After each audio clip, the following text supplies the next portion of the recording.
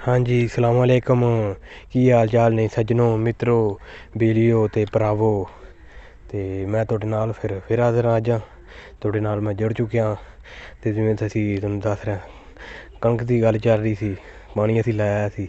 ते आ तुहाडे वेख लो कल असीं गए हाँ, तकरीबन शामां वाले असीं गए ते बड़ी ठंड सी यार। ते साडा कुछ रह गया सी, किला कुछ रह गया सी ते असीं ओह् अज्ज भरा रहे हाँ।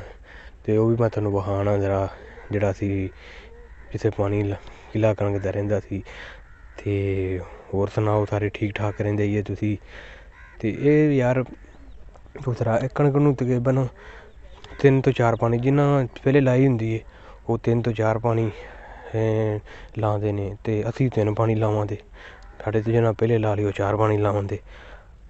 अस्सलामुअलैकुम, क्या हाल चाल हैं? ठीक ठाक हैं? जैसे हमारी गंदम के मौजू पर बात चल रही थी, हम पानी लगाने आए हुए थे।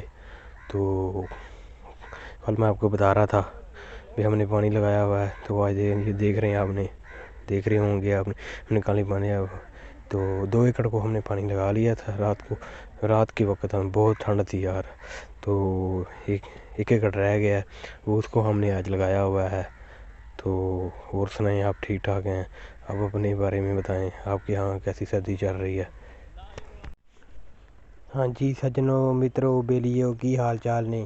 ते तुसीं आ वेख रहे जे ना तीसरे किले ਨੂੰ ਪਾਣੀ ਲਾਇਆ ਹੋਇਆ ਹੈ। ਤੇ ਵੇਖ ਨਾ ਕਿੰਨੀ ਠੰਡ ਹੈ ਤੇ ਪਾਣੀ ਦੇ ਵਿੱਚੋਂ ਧੂੰਆਂ ਨਿਕਲ ਰਿਹਾ, ਸੇਕ ਨਿਕਲ ਰਿਹਾ ਹੈ। ਤੇ ਇਹ ਮੇਰਾ ਤੀਸਰਾ ਕਿਲਾ ਰਹਿੰਦਾ ਹੈ ਤੇ ਇਹਨੂੰ ਮੈਂ ਪਾਣੀ ਲਾਇਆ ਹੋਇਆ है। ਤੇ 2 किलों ਨੂੰ कल पानी मैं ला लिया सी। तो हाँ जी ये देखे ना हमने पानी तीसरे एकड़ को पानी लगाया हुआ है। 3 एकड़ हमारी गंदम है तो हमने इसको लगाया हुआ है। तो देख लें आप कितनी सर्दी है, इतनी सर्दी में आपको पता है भी पानी लगाना कितना